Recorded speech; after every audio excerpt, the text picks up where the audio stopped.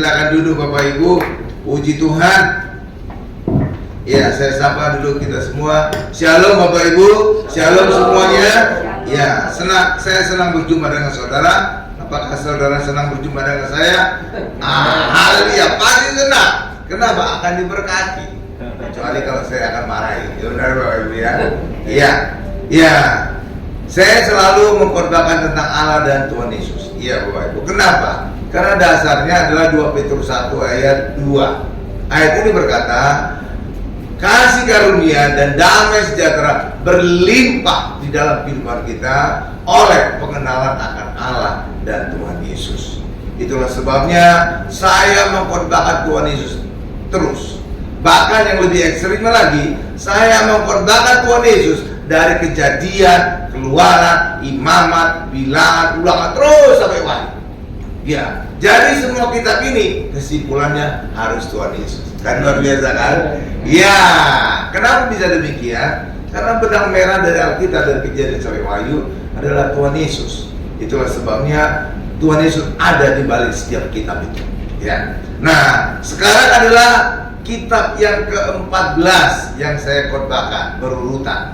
Ya, dan itu adalah kitab 2 Tawarikh. Ini kitab yang kalau pendeta itu jarang-jarang khotbahkan Bapak Ibu. Karena juga mirip, ada 3 kitab yang mirip. Samuel, Raja-Raja dan Tawarikh. Itu mirip-mirip itu Bapak Ibu ya. Iya, oke. Dan sekarang ini kita khotbahkan. Dan judul khotbah kita adalah Doa Salomo. Apa judul khotbahnya Bapak Ibu? Doa Salomo. Iya. Ini luar biasa kalau kita bisa ngerti Bapak Ibu. Kenapa? Karena banyak hal di Israel itu mengacu kepada doa Salomo. Kok bisa Pak? Iya bisa. Termasuk juga tetangga sebelah.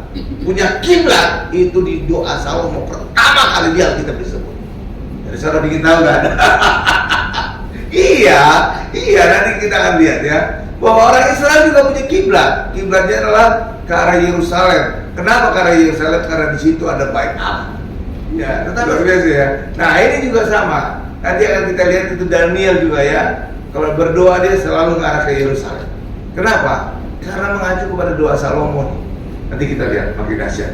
Coba kita buka dulu 2 Tawarikh 6 ayat 15. Nah, ini pertama-tama kita lihat bahwa Salomo itu sering berdoa mengacu kepada Daud. Iya Bapak Ibu, Daud. Iya. Kenapa? Karena Salomo tahu Daud itu bapaknya itu sangat berkenan kepada Allah, sehingga Salomo selalu mengkait-kaitkan doanya dengan Daud, bapaknya Salomo. Ya. 2 Tawarikh 6 ayat 15. Ya, 2 Tawarikh 6 ayat 15. Ini saya bacakan ya. Saudara bisa lihat? Ya, oke. Ya, saya bacakan. Engkau yang tetap berpegang pada janjimu. Mu itu berarti Allah ya, janji Allah terhadap hambamu Daud, ayahku ya. Dan ia telah menggenapi dengan tanganmu apa yang kau firmankan dengan mulutmu, seperti yang terjadi pada hari ini. Apa yang difirmankan Allah? Bahwa nanti Salomo akan membangun bait Allah, dan ini doa pada saat bait Allah itu selesai dibuat oleh Salomo. Oke Bapak Ibu ya. Jadi ada konteksnya demikian. Jadi saudara tahu cerita. Sekarang kita lihat lagi 2 Tawarikh 6 ayat 42. Ya, 2 Tawarikh 6 ayat 42. Ya. Ini Salomo seringkali mengkaitkan dengan nama Daud bapaknya. Ini saya bacakan. Ya Tuhan Allah, janganlah engkau menolak orang yang telah kau urapi. Ingatlah akan segala kasihmu kepada Daud hambamu itu. Oke Bapak Ibu ya. Iya. Jadi Salomo itu selalu menyebut nama Daud bapaknya, orang yang berkenan kepada Allah, sama seperti saudara lah, atau orang lah.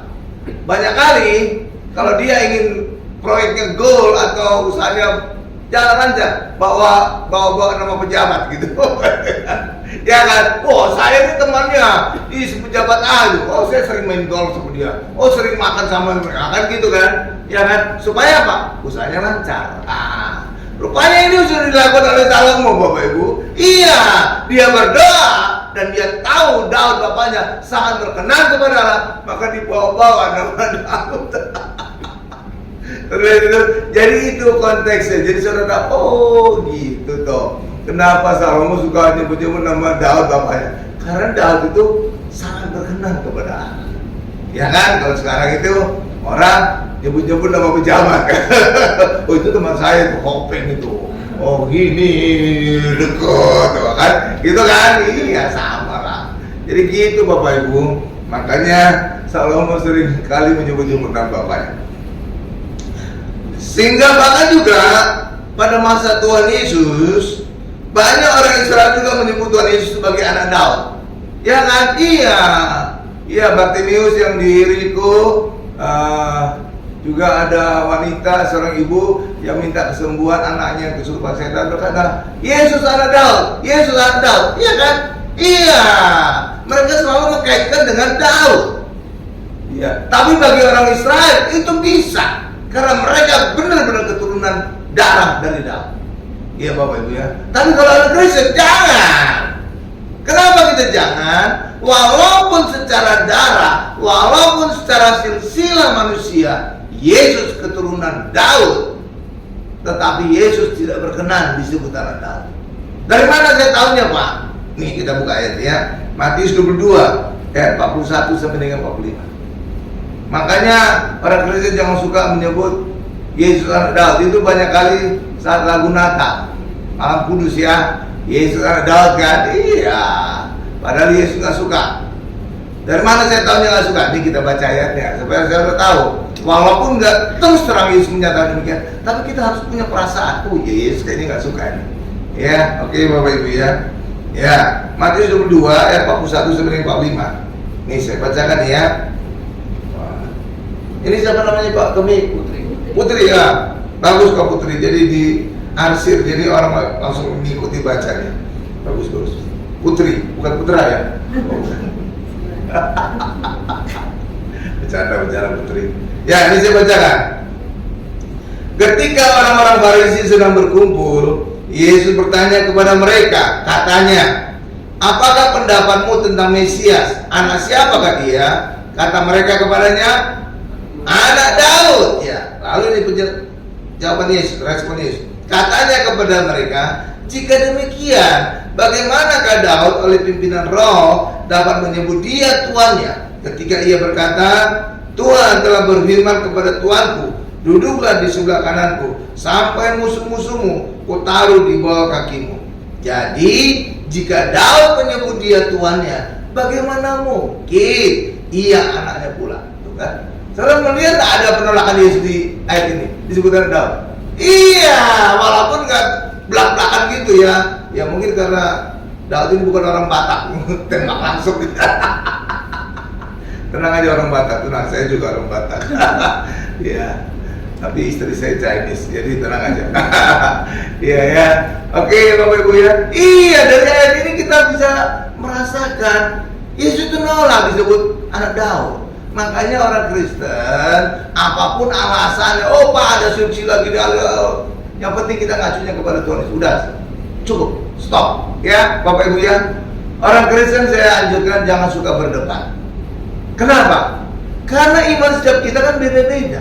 Bagaimana mungkin kita bisa berdebat? Nanti akan terjadi selalu debat kusir. Makanya orang Kristen jangan suka berdebat, karena iman kita beda-beda. Oke, itu ibarat anak SD berdebat dengan mahasiswa, mana nyambung? Iya kan? Nggak nyambung kan? Iya, contoh lah, saya ambil contoh. Ada orang Kristen mengimani baptisan itu selam. Ada orang mengimani baptisan itu percik. Semua punya dasar ayat. Iya kan? Nggak ada nyambung itu. Mana yang benar? Kan bingung saudara kan? Iya kan? Iya, perjamuan kudus juga demikian. Minyak urapan juga demikian. Makanya jangan orang Kristen suka berdebat, nggak akan ketemu tuh. Karena imannya beda-beda. Oke? Ya pokoknya sesuai dengan firman Tuhan, terjadilah sesuai iman. Kunci dengan kalimat itu. Ya kan? Terjadilah sesuai imanmu. Karena iman kita beda-beda. Beda saya dengan kamu. Ah gitu Bapak Ibu. Jangan dipanjang-panjangin. Oke ya. Ya jangan suka berdebat ya. Nih, sekarang kita lihat bagaimana doa Salomo pada saat bait Allah itu selesai. Dan kita lihat juga bagaimana jawaban Allah. Luar biasa jawaban. Kita buka dulu 2 Tawarin 6 ayat 40. 2 Tawarin 6 ayat 40.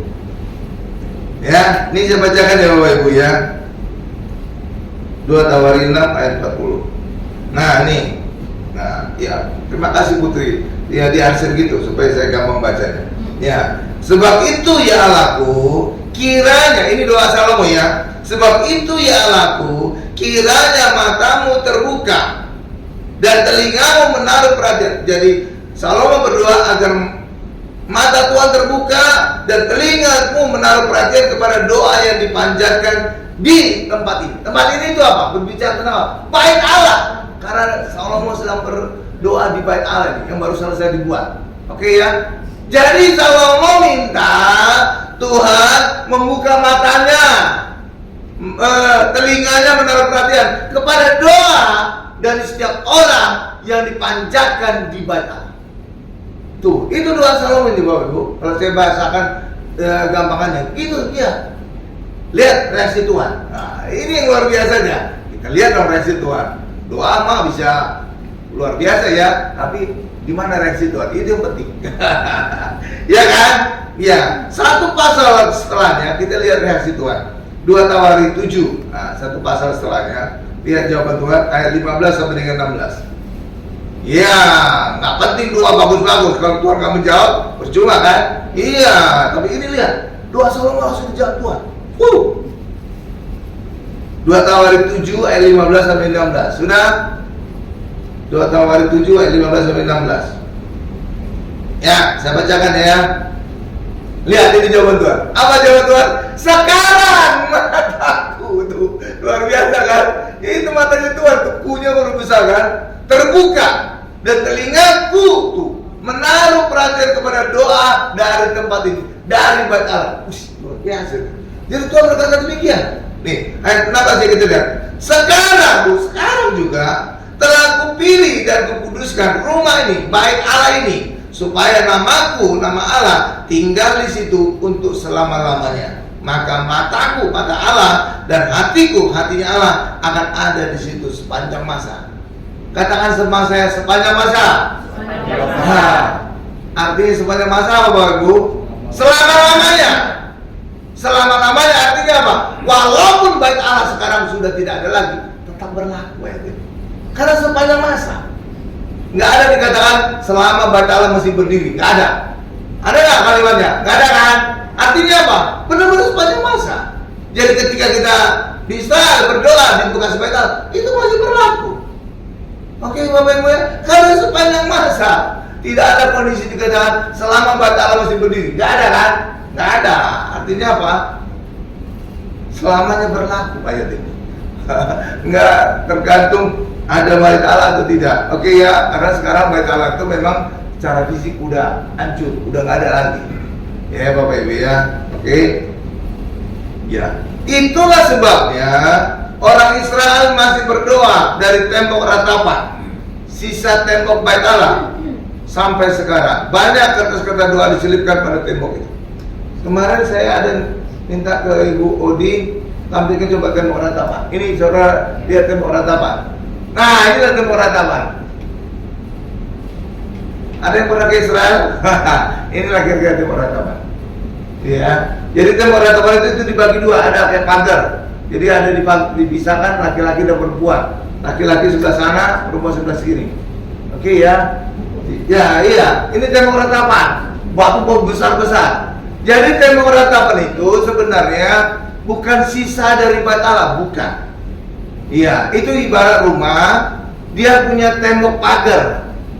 Ya. Nah, inilah sisa tembok pagarnya. Jadi bukan sisa rumahnya, bukan. Ya, sisa temboknya. Tapi walaupun ini sisa temboknya, inilah satu-satunya pertinggalan dari bait Allah zaman dulu. Satu-satunya pertinggalan. Ya, dan orang Israel masih percaya ayat tadi yang kita baca masih berlaku di tempat ini. Itulah sebabnya orang Israel menjadikan tembok ratapan ini menjadi tempat yang paling kudus, paling suci bagi bangsa Israel sampai sekarang. Sehingga pada saat hari Sabat, penuh nih Bapak Ibu. Orang Israel beribadah di sini. Karena inilah satu-satunya masih pertinggalan dari Bait Allah masa zaman dulu. Iya. Kenapa disebut tembok ratapan? Saudara tahu kenapa?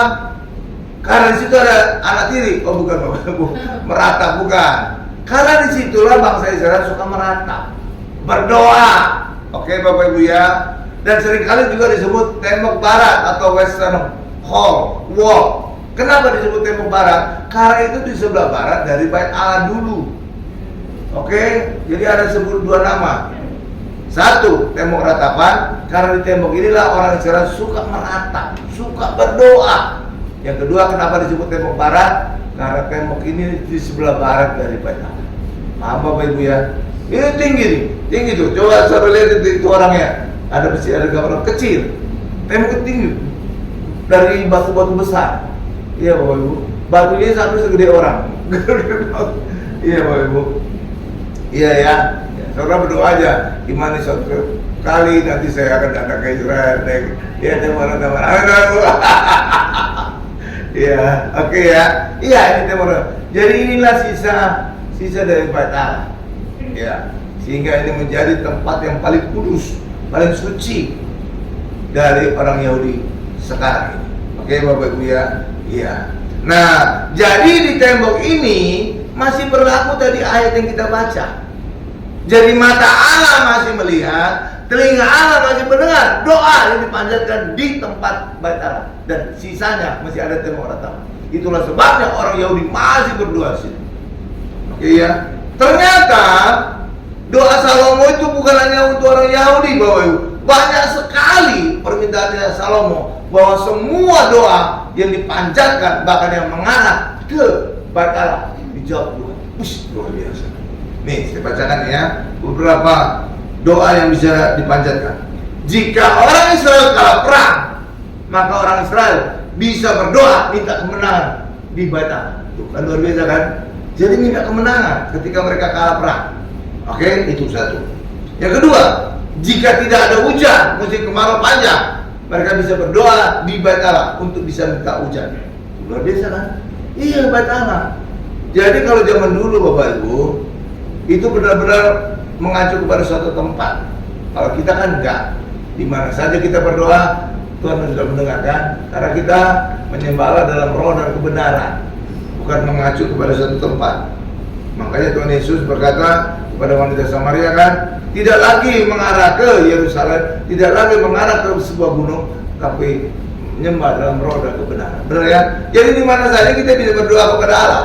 Tapi jangan sebelum Tuhan Yesus, itu harus mengarah ke suatu tempat, kiblat namanya istilahnya. Oke ya. Nah, jika tidak ada hujan, bisa berdoa minta hujan di Bait Allah. Itu luar biasa.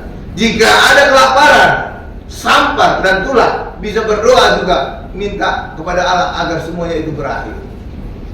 Kelaparan, sampar dan tulah itu bisa berakhir ketika orang Israel berdoa di Bait Allah. Luar biasa kan? Iya. Karena tadi jawaban Allah, telingaku mendengar, mataku melihat orang yang berdoa di Bait Allah. Makanya luar biasa. Terus, ternyata orang asing juga bisa berdoa di Bait Allah. Tuh, luar biasa. Kiblat doa ke kota Yerusalem dan Bait Allah. Iya, sebenarnya bukan ke kota Yerusalemnya sebenarnya, tapi karena di kota Yerusalem ada Bait Allah. Jadi mengacunya kepada situ. Oke Bapak Ibu ya. Dalam pembuangan juga orang bisa berdoa kiblatnya ke Yerusalem dan Bait Allah. Dan ini dilakukan oleh Daniel di pembuangan di Babel. Ya kan? Iya, mengarah ke Yerusalem. Coba kita lihat Daniel 6 ayat 11. Daniel 6 ayat 11. Daniel. Jadi luar biasa sekali itu doa Salomo. Bahkan tentang Daniel 6 ayat 11 ini saya bacakan ya, di depan juga sudah ada. Demi didengar Daniel bahwa surat perintah itu, surat perintah raja itu telah dibuat, pergilah ia ke rumahnya. Dalam kamar atasnya ada tingkap-tingkap yang terbuka ke arah Yerusalem. Tuh, ini. Ya ini mengacu kepada doa Salomo. Makanya orang Israel termasuk juga Daniel itu berdoa ngarahnya ke Yerusalem. Ya kan, ke tetangga sebelah. Ya, 3 kali sehari ia berlutut, ya, berdoa tentang memuji Allah seperti yang biasa dilakukannya. Oke, ya, saudara itu. Iya, jadi ini dasar pertama kali adanya kiblat. Oke, oke ya, ya. Tapi orang Kristen gimana Pak? Orang Kristen beda. Beda ya, beda. Iya. Coba sekarang kita lihat tentang doa Salomo, juga ada sesuatu yang unik. Ada sesuatu singkapan. 2 Tawarin 6 ayat 41. Coba kita buka. 2 Tawarin 6 ayat 41. Jadi luar biasa. Ini saudara itu ya. Saya walaupun saya khotbah berurutan dari, tapi Tuhan menambahkan saya hikmat sehingga selalu saya bisa kaitkan dengan Tuhan Yesus gitu. Pada tawar ini jarang-jarang di khotbah pendeta juga, tapi bisa aja ada kaitan sama Tuhan Yesus, kan luar biasa kan? Iya. Makanya kalau kita berfokus pada Tuhan, ada aja hikmat ditambah-tambahkan Tuhan. Iya. Kenapa? Ketika kita berfokus kepada Tuhan Yesus, kita punya hikmat dari Tuhan. Karena Tuhan Yesus adalah kekuatan dan hikmat Allah. Jadi kalau kita menghadap ke Yesus, ya pasti kita dapat hikmat itu. Iya, pokoknya gitu aja, gampang. Iya, makanya juga ketika orang tidak berfokus kepada Yesus, ada ayat yang berkata, maka orang itu akan seperti berselubung. Iya, pikirannya seperti berselubung. Nggak tahu dia gitu Bapak. Iya. Tapi ketika kita berfokus kepada Yesus, banyak aja singkapan. Ada aja Tuhan bukakan. Iya Bapak Ibu. Luar biasa ya. Nih, saya bacakan ya. 2 Tawarin 6 ayat 41 ya. Nih. Dan sekarang bangunlah ya Tuhan Allah, dan pergilah ke tempat perhentian engkau serta tabut kekuatanmu. Katakan sama saya, tabut. Tabut. Kiranya ya Tuhan Allah, imam-imammu berpakaian keselamatan, dan orang-orang yang kau kasih bersukacita karena kebaikan. Nah, Raja Salomo dan Raja Daud itu sering menyebut tentang tabut sebagai kekuatan Allah, Bapak Ibu. Tabut ini adalah gambaran yang paling lengkap tentang Tuhan Yesus. Iya Bapak Ibu. Iya, dari semua perabotan itu ada banyak ya Bapak Ibu di Bait Allah, sesuai dengan pembagiannya. Jadi Bait Allah itu zaman dulu, zamannya Musa maupun zamannya Salomo, itu dibagi atas 3. Ada bagian halaman, ada bagian ruang kudus, ada bagian ruang Maha Kudus. Di halaman itu ada mezbah korban bakaran dan juga kolam pembasuhan. Iya. Sedangkan di ruang kudus itu ada 3 perabotan, ada kaki dian, ada meja roti sajian, dan juga ada menorah. Menorah itu tadi kaki dian, ada meja roti sajian, dan juga mezbah dupa. Ada 3. Nah itu semua juga gambar tentang Tuhan Yesus. Seperti kaki dian itu gambar Tuhan Yesus. Iya Bapak Ibu, terang Allah ya, kaki dian. Demikian juga. Nah sekarang di ruang aku cuma 1 perabotan. Itu adalah tabut perjanjian. Ya. Nah tabut perjanjian itu adalah gambaran paling lengkap tentang Tuhan Yesus. Ya, jadi Daud dan Raja Salomo sering menyebut tentang tabut kekuatan Allah. Dan ini menunjuk kepada Yesus adalah kekuatan Allah dan hikmat Allah. Iya Bapak Ibu. Itulah sebabnya Allah sangat senang atas doa permintaan Salomo, minta hikmat. Artinya Salomo itu minta Tuhan Yesus. Makanya Allah sangat senang sehingga ditambahkan selain itu hikmat, ditambahkan juga kekayaan dan kemuliaan kepada Salomo. Ya. Coba kita lihat bahwa Tuhan Yesus adalah kekuatan dan hikmat Allah. 1 Korintus 1 ayat 24. 1 Korintus 1 ayat 24 ayat B-nya. 1 Korintus 1 ayat 24B.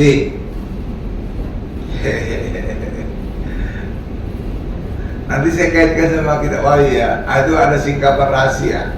Banyak pendeta nggak tahu gimana, agak salah menafsirkan kitab Wahyu. Padahal itu harus mengacu kepada Tuhan Yesus. Ya. Ini saya bacakan ya. Ya Bapak Ibu ya, 1 Korintus 1 ayat 24.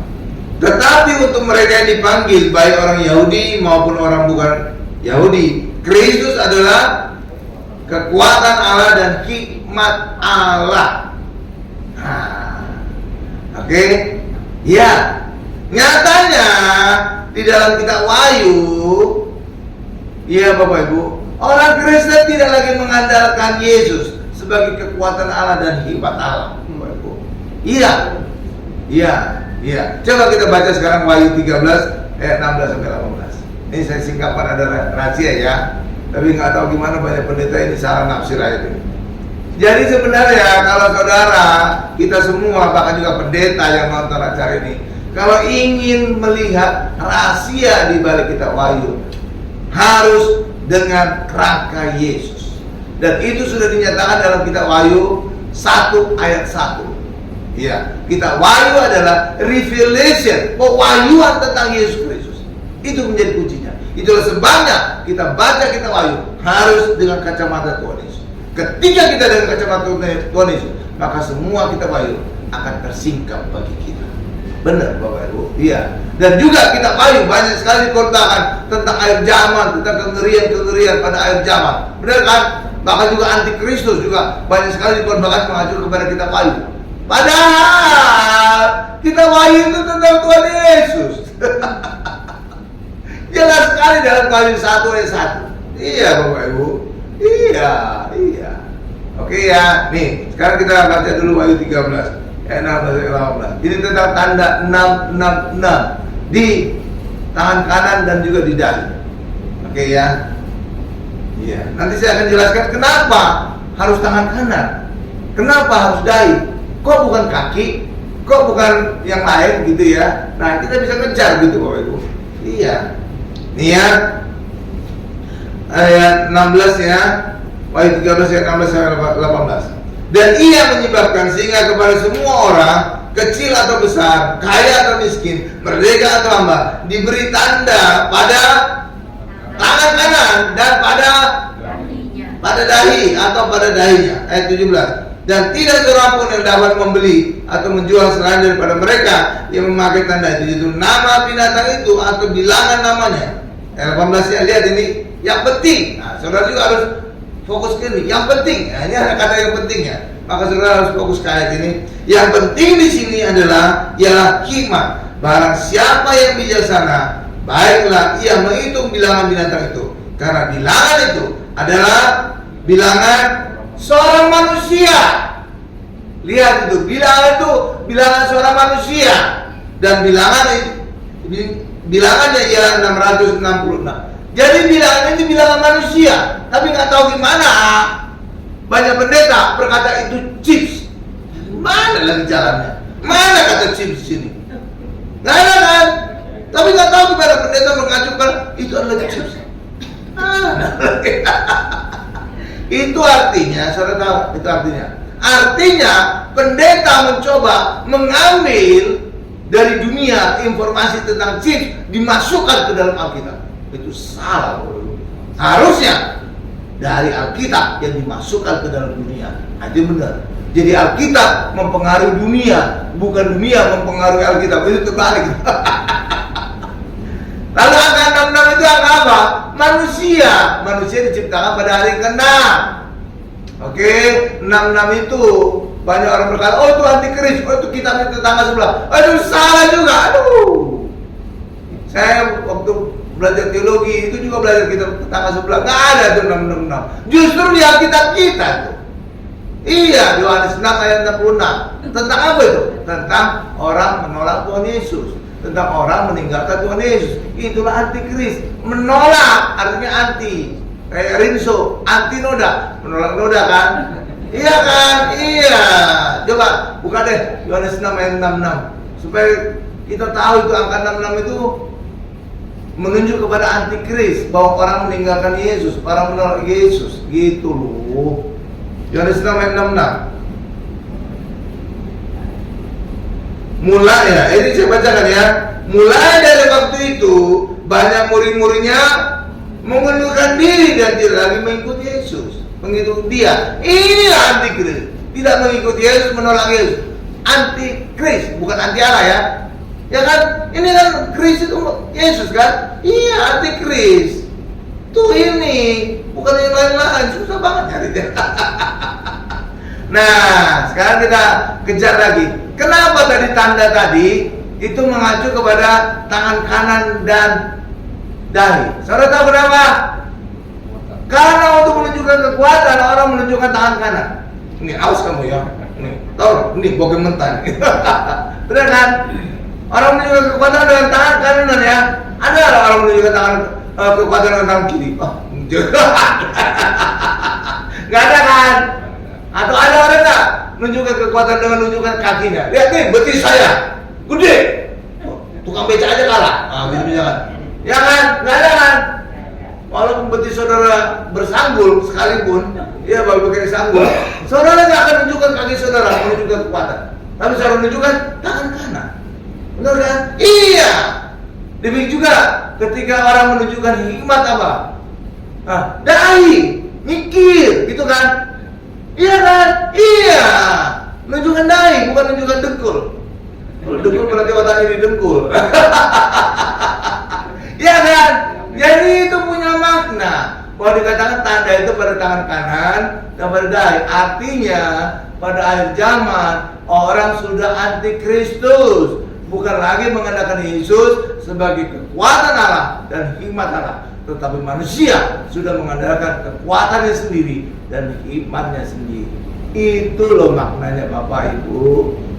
Paham? Jadi pada akhir zaman orang tidak lagi mengandalkan Tuhan sebagai kekuatan Allah dan hikmat Allah, tapi sudah mengandalkan kekuatannya sendiri dan hikmat sendiri. Saya kuat, sehat. Lihat ini, otot saya gede banget kan. Arnold aja minder. Gitu. Ya kan? Iya. Nih, saya cerdas nih. Otak saya encer. Tapi keluar di telinga. Encernya. Benar kan? Iya kan? Menunjukkan begini kan? Iya kan? Bukan menunjukkan ke perut kan? Lihat perut saya buncit. Nggak ada urusan. Iya kan? Jadi Alkitab itu luar biasa. Nah, kitab Wahyu itu kitab simbol-simbol, makanya banyak simbol-simbol, tapi simbol sekalipun harus dengan kacamata Tuhan Yesus supaya kita paham tentang kitab Wahyu. Nanti Bapak Ibu, itu. Ya, jadi gitu Bapak Ibu. Jadi pada akhir zaman memang orang, termasuk orang Kristen juga, meninggalkan Tuhan Yesus. Jadi nggak lagi mengandalkan Yesus sebagai kekuatan Allah dan hikmat Allah. Oke, ya. Bahkan juga dikatakan juga di dalam Wahyu tentang Tuhan Yesus berdiri di depan pintu mengetok. Ya kan ada itu ayatnya. Tuhan Yesus berdiri di depan pintu mengetok. Barang siapa yang mendengar maka aku akan masuk dan makan bersama-sama dengan dia. Saudara jangan membeli foto itu, karena itu menunjukkan penolakan terhadap Yesus. Yesus tidak seharusnya ada di luar pintu mengetok, tapi Yesus seharusnya ada di dalam rumah, bukan di luar. Terus lihat. Dan ini bukan ngomong kepada orang yang belum percaya. Enggak, saya baca ayatnya. Itu ayat itu ada di mana? Itu ayat adalah pada saat Tuhan menegur jemaat atau gereja Laodikia. Oke? Iya, jadi jemaat Laodikia ditegur Tuhan. Aku berdiri di depan pintu mengetok. Barang siapa yang ada mendengar, aku akan masuk dan makan bersama-sama dengan dia. Kenapa Yesus menegur ini kepada gereja Laodikia? Karena gereja Laodikia itu gambaran gereja akhir zaman. Nah, jadi Tuhan ingin menunjukkan pada akhir zaman Yesus telah dipinggirkan keluar dari banyak gereja. Iya, itu artinya. Jadi Tuhan mengetok, bukalah gereja agar aku masuk dan makan bersama-sama dengan engkau. Iya. Apa buktinya Pak bahwa gereja sekarang telah meninggalkan Yesus, telah membuat Yesus ada di luar? Ya saudara cek aja sendiri, saudara periksa aja sendiri di YouTube atau di gereja saudara masing-masing. Saudara lihat pendeta sekarang udah jarang menyebut nama Tuhan Yesus. Benar? Saudara bisa cek sendiri. Iya. Jarang sekali pendeta sekarang berkhotbah menyebut nama Tuhan Yesus. Saya bisa yakin 100%. Kalau nggak percaya, saudara cek sendiri di YouTube. Itu banyak khotbah-khotbah pendeta. Sekarang banyak apa? Khotbah tentang kegiatan manusia, perilaku manusia. Manusia itu harus ini loh, harus berbuat baik, harus gini, harus sopan, harus ini, harus ini. Mana yang baik, mana yang tidak boleh. Banyak tentang psikologi, banyak tentang perilaku, banyak tentang etika. Tapi Yesus di mana? Nggak ada lagi. Kasihan deh Yesus. Benar Bapak Ibu?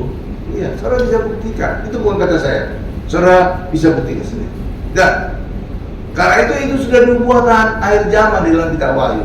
Yesus ada di luar pintu mengetok. Demikian juga tanda 66, tanda antikris ada di tangan kanan dan ada di dahi. Itu menunjukkan orang pada akhir zaman tidak lagi mengenalkan Yesus sebagai kekuatan Allah dan hikmat. Paham Bapak Ibu? Iya. Makanya sekarang saya itu selalu khotbah tentang Tuhan Yesus. Benar Bapak Ibu. Nah, kalau saudara ingin khotbah tentang Tuhan Yesus berurutan dari Kejadian sampai Wahyu, silakan masuk ke channel YouTube saya, Gereja Hermon. Saudara akan mengikuti khotbah dari Kejadian, Keluaran, Imamat, Bilangan sampai Wahyu tentang Tuhan Yesus. Kesimpulan tentang Tuhan Yesus. ya, oke. Nah, sekarang kita lihat tadi Salomo itu kiblatnya tentang Bait Allah itu ya. Jadi semua orang Israel, bahkan juga tetangga sebelah pakai kiblat. Tapi orang Kristen nggak lagi pakai kiblat. Ya, coba kita lihat kepada Yohanes 4 ayat 21 sampai 23 dan ini menjadi ayat terakhir penutup kita. Yohanes 4 ayat 21 dan 23, dari loncat 22 ya.